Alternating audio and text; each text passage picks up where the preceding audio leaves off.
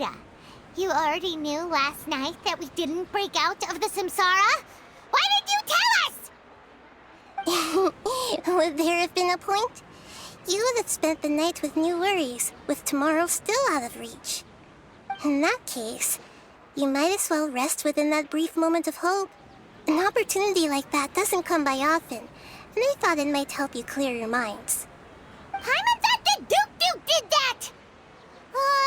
Whatever. Guess you were looking out for us after all. Of course. In the time we've been together, you two have been everything to me. Paimon's flattered and everything, but maybe you're taking things a little fast. What I mean is, even though I had asked you to solve this puzzle, you two are still the only ones who can see me and sense my presence. In other words, if you weren't here, I may as well not exist. That's why you two have been everything to me. Get it? Nahida's talking about confusing stuff again. Anyway, that's enough chit-chat. So, Traveler, did the new clues yesterday help you gain a new understanding of the situation? Huh? Why are you scrapping your previous theory?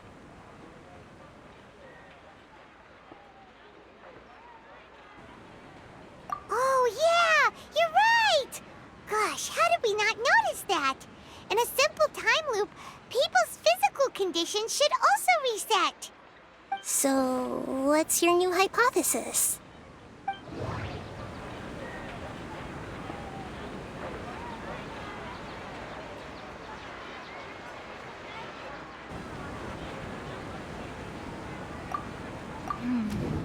The beep is a prompt tone for Akasha operations.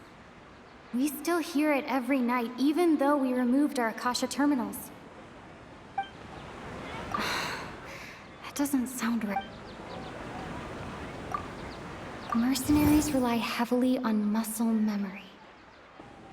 And Dia was able to use her experiences to avoid injury in later samsara cycles.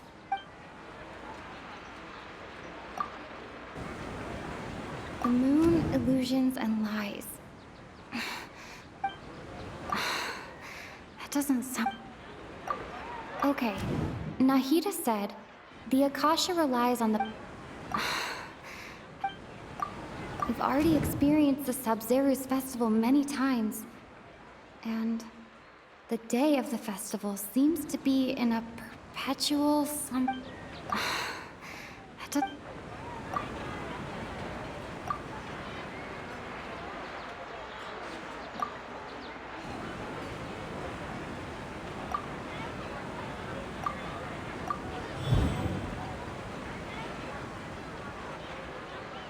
All our memories of a day are erased at the end of that day, then we would unwittingly relive that same day again and again.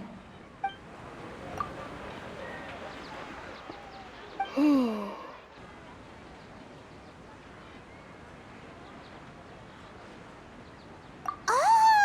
Then the beep we hear every night could just be indicating the deletion of our memories! That's why when we wake up, everyone thinks the Sub-Zeru's festival hasn't happened yet. It's already the next day, but everyone still thinks it's the day before. But muscle memory can't be erased. That's why Dia has been getting better at using her greatsword. Now everything makes sense. A brilliant deduction. Nahida, tell us if we're right or wrong. To put it simply, it's as if you've mistaken a pyro crystal fly for a firefly in the night. You lost sight of its true nature because you focused too much on your perception that it glows. That isn't simple at all! Why don't you go talk to Miss Dia again? You might learn something new. Right! She did help us find our latest clue after all. Let's go!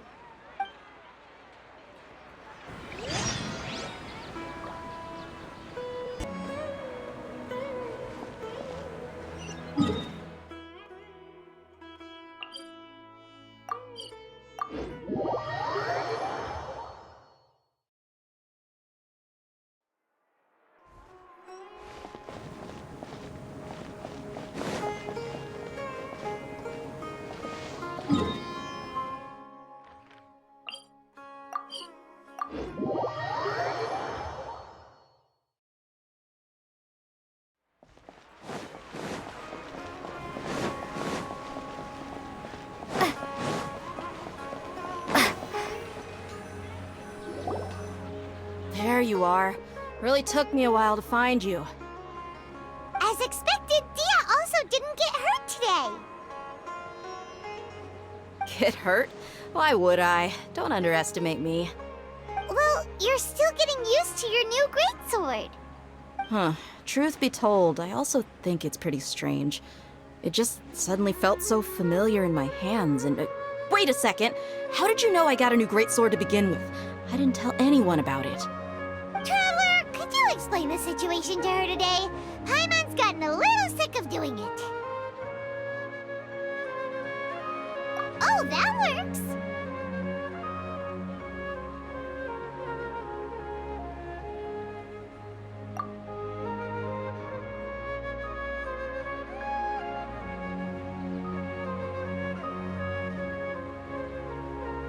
What happened to you guys while I was gone? Did you get brainwashed by some cult? Don't think too hard about it. Just take what we're saying at face value. Alright then, let me get this straight. You're telling me that my body's already gotten used to this greatsword, but my brain just doesn't remember it? Yes, your memory's being erased every day. Then I'd have to disagree. That's impossible. Oh? Why do you think that? If we've actually been reliving the Sumeru's festival day after day, then what happened to the things we used, the money we spent, the food we ate? Common sense says my wallet should have emptied itself a long time ago. There's no way I wouldn't have noticed that.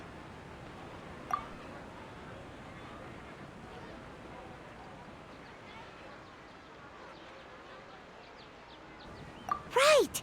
They could use the Akasha to record what everyone did that day, and then use the city's resources to replenish everything. It's not very likely, but it's also not impossible. No, it is impossible. I've got proof. You have proof? Where? You two are surprisingly serious about this nonsensical discussion. Fine, I'll play along for a little longer. Come with me, Miss Dunyarzad. Please come along as well. I still can't guarantee that this area is safe.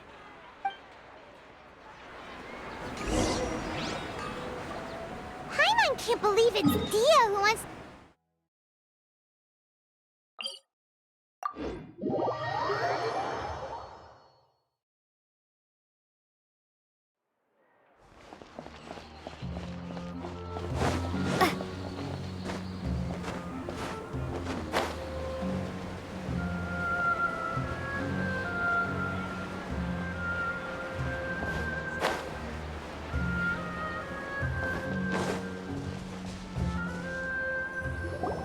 This is it. Huh? This is a wooden training dummy. What about it? See those marks on the dummy? Those are the result of several days' worth of practice. Let's say the sages didn't replace it every day. Shouldn't it be hacked to pieces by now? That's true, but what if they did? Then the sages would have had to reproduce every mark I left during previous training sessions. I'm a professional fighter. My martial school has always emphasized the importance of refined control. The force, angle, and entry point of each strike is calculated and deliberate. That's why I remember every mark on the dummy, as well as my state of mind as I made each strike. It's just as they say, each swordsman has their own unique style, and even the same swordsman can't make the same cut twice. It would be impossible to copy these marks. Is it really impossible? What if they used some fancy machine to carve every single mark? People often say that a camera's photo can never replace an artist's painting because the former has no spirit to it. The same thing applies here. At a mere glance, I can differentiate carved marks from the results of combat training. Whew, hope that cleared things up for you. Hey, is this that new brain exercise game that's been super popular with the scholars lately? It's surprisingly fun. Anyway, it's getting late. I should escort Miss Dunyarzad to Nilu's stage. See you later.